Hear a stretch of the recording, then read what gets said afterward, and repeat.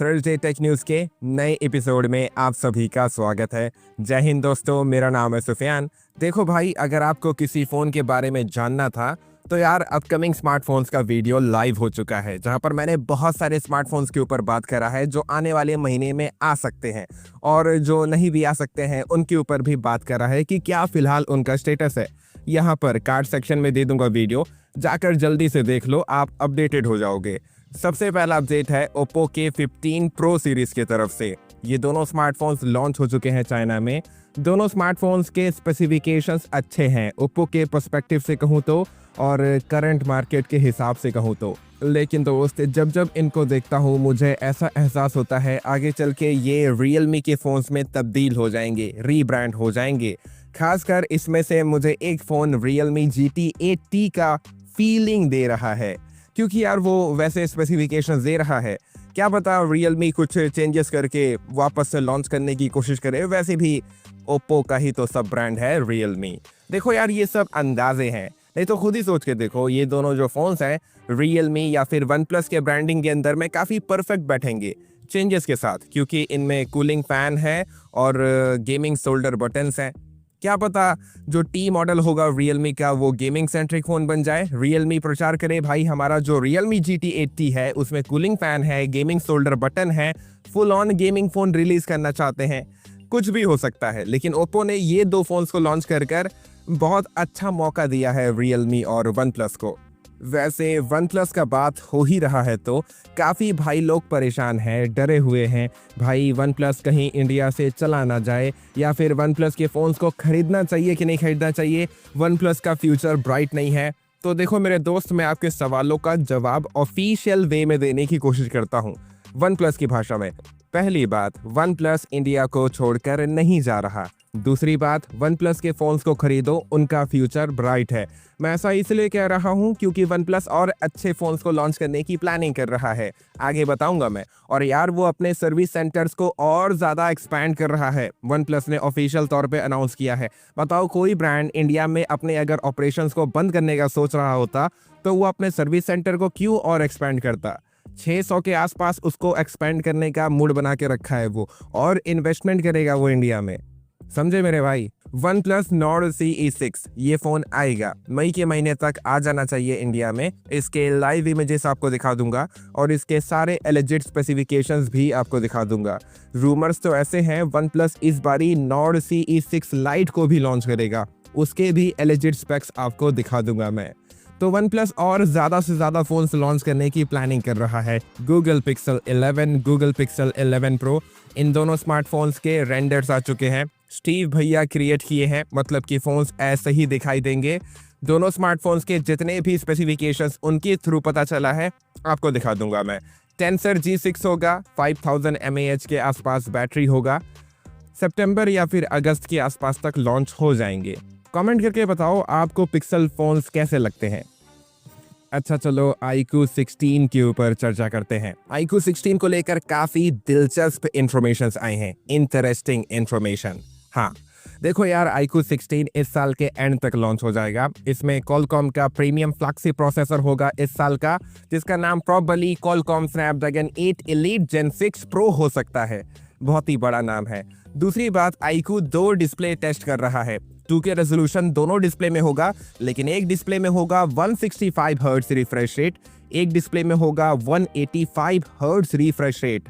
और जानते हो मजे की बात क्या है, iQOO किसके साथ टेस्ट कर रहा है? सैमसंग के साथ। दोनों डिस्प्ले सैमसंग के होंगे। मैं तो हैरान हूँ, सैमसंग जब इतने अमेजिंग पावरफुल डिस्प्ले बनाता है तो वो अपने फ़ोन में क्यों नहीं लगाता? एटलीस्ट अपने अल्ट्रा मॉडल में लगा दे। 165 हर्ट्ज रिफ्रेश रेट, वो भी 2K रेजोल्यूशन। अभी करंटली इतने पावरफुल डिस्प्ले अवेलेबल ही नहीं है। सोचो अगर iQOO 185 hertz refresh rate with 2K resolution के साथ आ जाएगा, वन प्लस का क्या होगा? वन प्लस 16 का क्या होगा?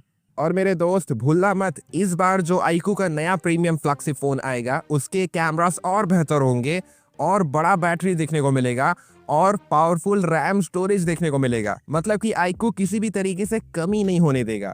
सोचो वो और परफेक्ट हो जाएगा। तो वन प्लस का जो फ्लैगशिप होगा तब बंदे उधर क्यों जाएंगे? इस बारी तो iQOO खुद को बहुत सुधार लेगा। Vivo X300 Ultra लॉन्च हो चुका है चाइना में। ये स्मार्टफोन मई के महीने में इंडिया में आ जाएगा। इसका प्राइस होगा 1.5 लाख रुपए के आसपास। फिक्र ना करो मेरे भाई, मैं इस फ़ोन के ऊपर डेडिकेटेड वीडियो बना रहा हूं जहां पर हम लोग डिटेल में वार्तालाप करेंगे। लेकिन बहरहाल आप कमेंट करके बताओ, 1.5 लाख रुपए के आसपास इसका प्राइस हुआ तो क्या आप इस फ़ोन को खरीदोगे? इंतज़ार कर रहे हो? अब रहा सवाल दोस्त Vivo X300s का। तो देखो दोस्त, अगर ये फ़ोन इंडिया में आया भी तो इसको आने में वक्त तो ज़रूर लगेगा, क्योंकि Vivo X200s को इंडिया आते आते 1 साल लग गया।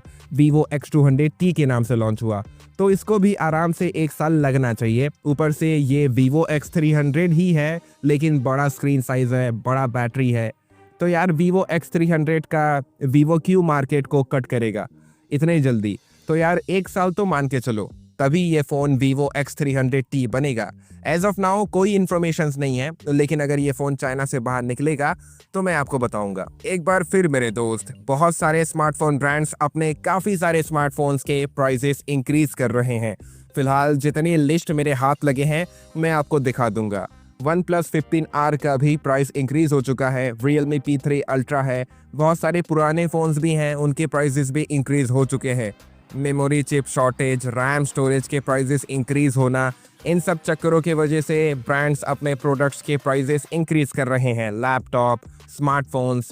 अब देखो दोस्त, इसमें कितना सच है, कितना रियलिटी है, ऊपर वाला ही जाने। जैसा कि मेरे दोस्त, मैंने पिछले हफ्ते के थर्सडे टेक न्यूज़ के एपिसोड में कहा था, 20 अप्रैल के आसपास Oppo Find X9 Ultra launch हो जाएगा। 21 अप्रैल का डेट आ चुका है, ग्लोबल लॉन्च होगा Oppo Find X9 Ultra। China में उसी दिन लॉन्च होगा, बाहर के कंट्रीज में भी लॉन्च हो जाएगा। इंडियन लॉन्च जो होगा वो मई के महीने में होगा, और वो जो लॉन्च होगा उसी लॉन्च में Find X9 Ultra, Oppo Find X9s, ये दोनों फ़ोन्स लॉन्च हो जाएंगे। अच्छा चलो फिर से वो सवाल पूछता हूँ। Oppo Find X9 Ultra का इंडिया में प्राइस होगा 1.5 लाख रुपए के आसपास। क्या आप इस फ़ोन के इंतज़ार में हो? क्या आप इस फ़ोन को खरीदोगे? कमेंट करके बताओ। वैसे ऐसा मुझे लगता है, अप्रैल 21 का जो इवेंट होगा उसी में ही Oppo अपने Oppo Pad Mini को लॉन्च कर सकता है, क्योंकि ये जो टैब है इसके लाइव इमेजेस आ चुके हैं। काफ़ी अच्छा पावरफुल टैब होगा। किस्मत अच्छी रही तो ये टैब इंडिया में आ जाएगा। क्या पता OnePlus इसको रीब्रांड कर दे। वैसे OnePlus भी एक मिनी टैब बना रहा है। एलिजेटली उसमें Qualcomm Snapdragon 8 Elite Gen 5 processor होगा। Infinix Note 60 Pro, ये जो फ़ोन है इंडिया में इसी महीने अप्रैल के महीने में लॉन्च हो जाएगा। 17 अप्रैल के आसपास तक हो जाना चाहिए। इसके सारे डिटेल्स आपको दिखा दूंगा मैं। अगर आप इंतज़ार कर रहे थे तो सोचा कि मैं आपको बता दूं, इसका जो अल्ट्रा मॉडल होगा वो नहीं आएगा, पहले से बता देता हूं मैं। Samsung Galaxy A27 के इंतज़ार में हो। ये फ़ोन Geekbench पे लिस्ट हुआ है। Qualcomm Snapdragon 6 Gen 3 प्रोसेसर होगा। बड़े बड़े बेजल्स देखने को मिलेंगे और नॉच भी होगा। सैमसंग अपनी हरकतों से कभी बाज नहीं आने वाला। जैसा कि मेरे भाई, मैंने अपकमिंग स्मार्टफोन्स के एपिसोड में प्राइस बताया था, 38,000 रुपीज़ प्राइस होगा Vivo V70 FE का। ये फ़ोन लॉन्च हो चुका है आज। इसका 38,000 रुपीज़ प्राइस है। देखो यार, फ़िलहाल जो मार्केट का हाल हो रखा है उस हिसाब से कहूँ तो फ़ोन अच्छी चीज़ें दे देता है। मजबूरी है, लेकिन क्या करें। मैं ये देखने के लिए काफ़ी एक्साइटेड हूँ। बड़े क्रिएटर्स 32,000 रुपीज़ के प्राइस टैग के साथ Realme 16 को कैसे जस्टिफाई करते हैं। Realme 16 से ज़्यादा अच्छा तो Realme 15 था। मजाक नहीं कर रहा हूँ, जाके गूगल करो। Realme 15 के स्पेक्स देखोगे तो चौंक जाओगे। Realme 16 क्या सोचकर 32,000 रुपीज़ में Realme लॉन्च किया है। Vivo Pad 6 Pro, Vivo का इस साल का प्रीमियम फ्लैगशिप टैब लॉन्च हो चुका है। मैं बस चाहता हूँ Vivo इस टैब को इंडिया में भी ले आए, लेकिन यार मानना पड़ेगा 4K रेजोल्यूशन, 4K डिस्प्ले मिलता है Vivo के इस टैब में। मैं बस चाहता हूँ Vivo यार आप 2K रेजोल्यूशन ही दो, लेकिन दम है तो OLED डिस्प्ले लगा के दिखाओ। अगर आप अपने टैब में OLED डिस्प्ले दे दोगे, AMOLED डिस्प्ले दे दोगे, तब मानेंगे भैया कि हाँ, टैबलेट का डिस्प्ले बहुत ही बवाल है। मेरे भाई, अगर आप Motorola Edge 70 Pro के इंतज़ार में हो तो आपके लिए काफ़ी अच्छी खबरें हैं। वो बात अलग है कि Motorola आपको तरसा देगा।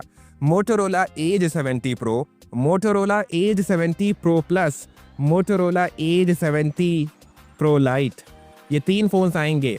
समझ गए।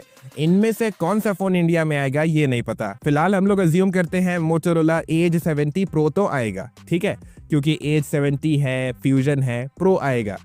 लेकिन मेरे भाई मोटोरोला एज 70 अल्ट्रा भी आएगा। अगर आपको नहीं पता है तो वो फ़ोन ऑलरेडी लॉन्च हो चुका है। मैंने बोला था मोटोरोला सिग्नेचर, ये जो सिग्नेचर सीरीज़ है सुनने में अजीब लग रहा है, ये फिट नहीं बैठ रहा मोटोरोला के स्टाइल में। तो मोटोरोला वापस से इसको लॉन्च करेगा मोटोरोला एज 70 अल्ट्रा के नाम से बाहर के कंट्रीज़ में। इंडिया में तो ऑलरेडी लॉन्च हो चुका है। इन शॉर्ट कहूँ तो मोटोरोला ने आपको चूरन खिलाया। अगर इन फोन्स के रिगार्डिंग अपडेट्स आएंगे मैं आपको बताऊंगा। फिलहाल ये सर्टिफिकेशंस में घूमना फिरना शुरू करेंगे, आपका भाई आपको बता देगा। थोड़ा सा वक्त दो। फिलहाल नाम कंफर्म हो चुका है, इनके कोड नेम्स आ चुके हैं, समझ गए।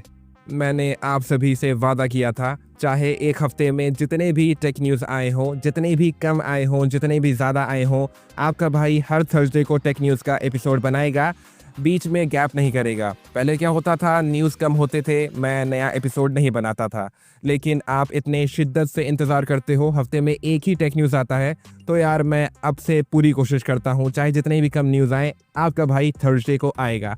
तो इस हफ्ते इतने ही टेक न्यूज़ आए थे। वीडियो को लाइक करके ज़रूर से जाना मेरे भाई, और हमेशा अपना ख्याल रखो, खुश रहो। जय हिंद, जय भारत।